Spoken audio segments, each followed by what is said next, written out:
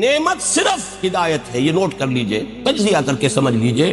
کوئی شے نعمت نہیں ہے، کوئی شے، نہ اولاد نعمت ہے، نہ صحت نعمت ہے، نہ دولت نعمت ہے، نہ اقتدار نعمت ہے، اگر ہدایت ساتھ نہ ہو۔ ہدایت ساتھ ہو تو ہر شے نعمت ہے۔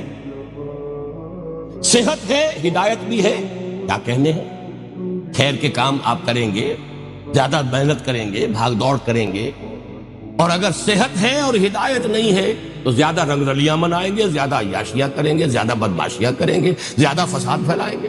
یہ نعمت تو نوعی زحمت ہو گئی۔ اولاد ہے، ہدایت نہیں، اولاد کو کیا بنائیں گے؟ اللہ کے باغی بنا کر اٹھائیں گے۔ آپ کی قبروں پر جا کر پیشاب کرے گی وہی اولاد، کیا بنائیں گے اس کو؟ وہ آپ کے لیے اللہ کے ہاں زحمت بن جائے گی وہی اولاد۔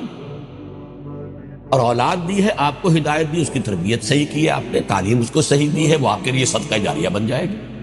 گویا کہ ہر شے صرف نعمت ہدایت کے ساتھ، یہ جس کو ہم کہتے ہیں، جو پرانے زمانے میں تصور تھا، کوئی شے جس چیز سے چھو جائے وہ سونا بن جاتی، وہ شے ہے ہدایت۔ ہدایت ہو تو صحت بھی نعمت ہے، دولت بھی نعمت ہے، اولاد بھی نعمت ہے، اقتدار نصیب ہو جائے، کیا کہنے ہیں، انسان دنیا میں فلاح پیدا کرے گا، خیر پیدا کرے گا، خلق خدا کی بہتری کرے گا، حضرت یوسف کے نقش قدم پر چلے گا، قحط جیسے مسئلے کو حل کر لے گا۔